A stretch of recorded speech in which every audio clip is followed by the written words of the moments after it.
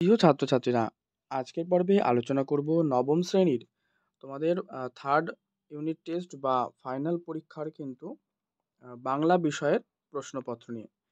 এইটা তোমাদের একটি অরিজিনালি প্রশ্নপত্র, যেটা আমি আজকের এই পর্বে আলোচনা করব।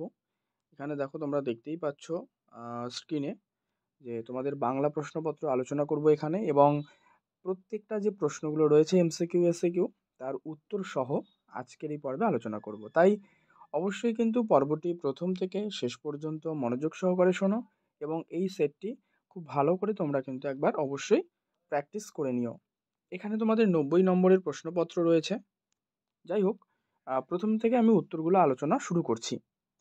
প্রথম যে প্রশ্ন রয়েছে যে সঠিক উত্তর বেছে নিয়ে লেখো, এটা নির্দেশ দেওয়া রয়েছে। এখানে 15টা প্রশ্ন রয়েছে 1 মার্কসের। তাই প্রশ্ন, আবহমান শব্দটির অর্থ।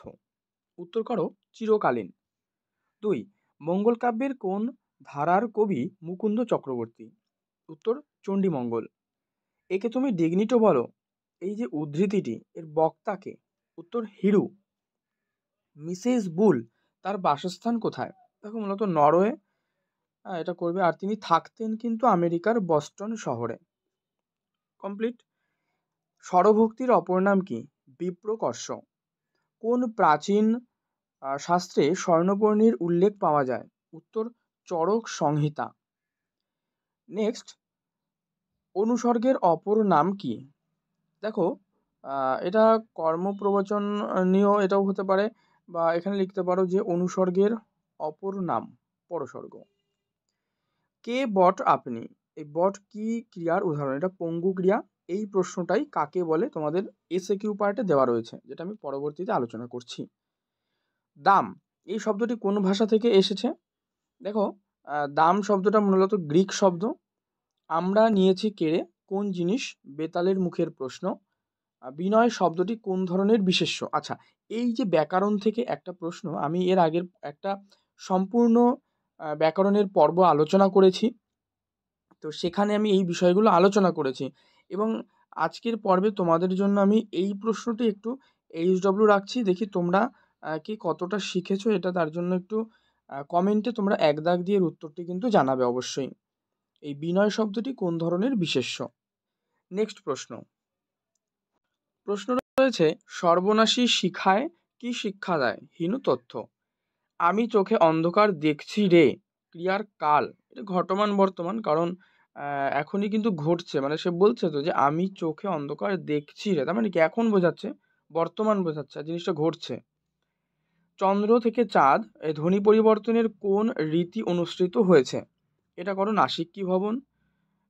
তারপরে রয়েছে ঘৃণা থেকে ঘেন্না, এটি কি শব্দ? তো অর্ধ তৎসম শব্দ। এটা তোমাদের এমসিকিউ কোয়েশ্চেনগুলি গেল। দেখো, পর্ব যদি ভালো লাগে অবশ্যই তো লাইক করে রেখো, শেয়ার করে দিও বন্ধুদের মধ্যে। চ্যানেলে নতুন হলে অবশ্যই কিন্তু চ্যানেলটি সাবস্ক্রাইব করে পাশের বেল বাটনটি অল করে রেখো। তো আচ্ছা, তো দুদাগে দেখো যে প্রশ্নটি রয়েছে, পূর্ণবাক্যে উত্তর দাও। এখানে 20টা প্রশ্ন রয়েছে, সবকটারই আমি উত্তরগুলো আলোচনা করছি। তবে এখানেও আমি কিন্তু একটা প্রশ্ন এইচডব্লিউ দেবো, যেটা তোমরা কমেন্টে জানাবে। 2 নম্বর দিয়ে তোমরা কমেন্টে জানাও যে কলিঙ্গ দেশে ঝড় বৃষ্টি কবিতার কবি কে? আচ্ছা, এবারে প্রথম প্রশ্ন এখানে কি বলছে যে নোঙর কবিতায় কবি কিভাবে দিকে নিশানা ঠিক করার চেষ্টা করেন? তো দাঁড় টেনে টেনে, পাল তুলে তারার দিকে চেয়ে কিন্তু কবি দিক নিশানা ঠিক করার চেষ্টা করেন। 2, ধীবর বৃত্তান্ত কোন মূল রচনার অন্তর্গত? এটা করো অভিজ্ঞান শকুন্তলম। 3, ভগবান পড়বে ফাঁসি। এই যে ভগবান বলতে এখানে কবি মৃত্যুঞ্জয়ী বীর বিপ্লবীদের, যারা কিনা স্বদেশের স্বাধীনতার জন্য সংগ্রাম করেছেন, তাদেরকেই বোঝানো হয়েছে বা বুঝিয়েছেন। 4, ইলিয়াস গল্পে বাংলা অনুবাদকের নাম? মনীন্দ্র দত্ত। হিমালয় দর্শনের মূল রচনার নাম? কূপ মণ্ডুকের হিমালয় দর্শন। চন্দ্রনাথ পাঠ্যাংশটির উৎস? এটা হচ্ছে আগুন উপন্যাসের প্রথমাংশের সম্পাদিত একটা রূপ। আর 7 নম্বর, বাংলা সাহিত্যে ত্রয়ী নামে কারা পরিচিত? উত্তর করো। এখানে দেখো, বলে রাখি তোমাদের, মূলত শ্রীরামপুর ত্রয়ী বলতে উইলিয়াম কেরি, মার্শম্যান এবং ওয়ার্ড, এরাই। তাহলে এই বাংলা সাহিত্যের ত্রয়ী নামে কারা পরিচিত? হুতুম প্যাঁচার নকশা কার রচিত? কালীপ্রসন্ন সিংহ। কাজী নজরুল ইসলামের জন্ম ও মৃত্যুসাল 1899 খ্রিস্টাব্দে জন্ম এবং 1976 খ্রিস্টাব্দে কিন্তু তার মৃত্যু। আগন্তুক শব্দ কাকে বলে? মনে রাখবে, যেসব শব্দ সংস্কৃতের নিজস্ব উৎস থেকে বা অন্য কোনো ভাষা থেকে সংস্কৃত হয়ে আসেনি, অন্য ভাষা থেকে সরাসরি বাংলা ভাষায় এসেছে, তাদেরকেই আগন্তুক শব্দ কিন্তু বলে। উদাহরণ কি হবে? লেখো কচুরি। 11 সপ্তাহ শব্দটির সন্ধি বিচ্ছেদ সপ্ত যুক্ত অহ। আকাশে সাতটি তারা কবিতার উৎস রূপসী বাংলা। প্রেমেন্দ্র মিত্র কোন সাহিত্য গোষ্ঠীর সঙ্গে যুক্ত ছিল? কল্লোল সাহিত্য। নেক্সট, সাহিত্য সম্রাট কোন সাহিত্যিককে বলা হয়? বঙ্কিমচন্দ্র চট্টোপাধ্যায়। উপসর্গ আর অনুসর্গের পার্থক্য, এটা খুবই গুরুত্বপূর্ণ প্রশ্ন, প্রায় স্কুলেই কিন্তু এই প্রশ্নটি পরীক্ষায় আসে। উপসর্গ আর অনুসর্গ হচ্ছে, উপসর্গ কিন্তু ধাতু বা নাম প্রকৃতির আগে বসে এবং তার অর্থ কিন্তু পরিবর্তন ঘটিয়ে নতুন একটা শব্দ তৈরি করে। আর এই অনুসর্গ বিশেষ্য বা সর্বনাম পদের পরে বসে শব্দ বিভক্তির কাজ করে। 16 হচ্ছে পঙ্গু ক্রিয়া কাকে বলে? দেখো, এই প্রশ্নটা আমরা এমসিকিউতেও কিন্তু পেয়েছিলাম অপশানে। তো উদাহরণ কি? পঙ্গু ক্রিয়া দেখো কাকে বলে আগে জানি, যেসব ক্রিয়াকে সব কালে ও ভাবে ব্যবহার করা যায় না তাকেই কিন্তু পঙ্গু ক্রিয়া বলে। যেমন একা দেখি কুলবধূ কে বটা আপনি, ঠিক আছে, এটি। 17 উদাহরণ সহ একটি সংযোজক অব্যয়। সংযোজক অব্যয় হলো, আগে কাকে বলে জেনে নাও, যে অব্যয় পদ বাক্যের সঙ্গে কিন্তু বাক্যের যে বা পদের সঙ্গে পদের সংযোগ সাধন করে তাকে সংযোজক অব্যয় বলে। যেমন ধরো, বাবা এবং মায়ের কথা শোনা উচিত, সংযোজক অব্যয়টা কি? এবং।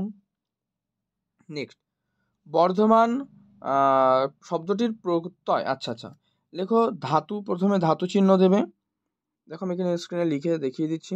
তারপরে লিখবে বৃদ্ধ, বয়রি ধ, এর সাথে যোগ দিয়ে লিখবে মান, ময়াকার দন্তন্য মান, ঠিক আছে।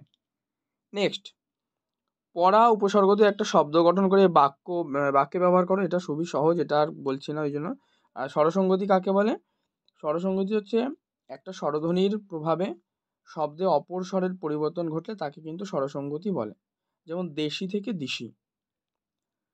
নেক্সট, এবার বড় প্রশ্নগুলো রয়েছে, দেখো এই যে 3 দাগে চন্দ্রনাথ, এখান থেকে প্রশ্ন রয়েছে, এগুলো তোমরা দেখো, আমি আলোচনা করছি না। এরপর 4 দাগে আমরা কবিতা থেকে রয়েছে, 5 দাগে রয়েছে টিকা, আসাস আলাল, আর হচ্ছে মিস মুলার, পণ্ডিত হরপ্রসাদ, আর হচ্ছে মোহাম্মদ। এগুলো লিখতে হবে 4টে, এগুলো 2 মার্কস করে। আর 6 দাগে রয়েছে দেড়শো শব্দে, মানে 5 মার্কসের প্রশ্ন, ঠিক আছে। এখানে ধীবর বৃত্তান্ত থেকে নেওয়া হয়েছে এটি। আর আর এই যে একটা প্রশ্ন রয়েছে আলাদা, 7 দাগে রয়েছে দেখো স্বর্ণপর্ণী থেকে, তোমাদের যে দ্বিতীয় বইটি রয়েছে ওখান থেকে। আর 8 দাগে রয়েছে শিরোনাম আর হচ্ছে নীতিকথা, যার হচ্ছে 5 মার্কস, মানে শিরোনাম লিখতে হবে আর তার যে নীতিকথা রয়েছে সেটি কিন্তু লিখতে হবে।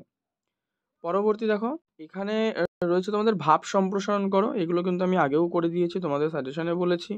10 দাগে শিরোনাম সহজ, কিন্তু তার সারাংশ যেটা হবে ওটা লিখতে হবে, তবেই 4 মার্কস পাবে। আর 11 দাগে তো রচনা, দেখো হুবহু কিন্তু কমন রয়েছে, যে তোমার জীবনের লক্ষ্য, ঠিক আছে, ছাত্র সমাজ ও র্যাগিং, ডেঙ্গু আর তার প্রতিকার, এই 3টের মধ্যে একটা লিখতে হবে, যেটা হচ্ছে 10 মার্কসের। তো এই হচ্ছে সমস্ত প্রশ্নপত্রটি আমি আলোচনা করলাম। পর্বটি ভালো লাগলে লাইক করে দিও, শেয়ার করে দিও তোমার বন্ধুদের মধ্যে, আর চ্যানেলে নতুন হলে অবশ্যই কিন্তু চ্যানেলটি সাবস্ক্রাইব করে পাশের বেল বাটনটি অল করে রেখো।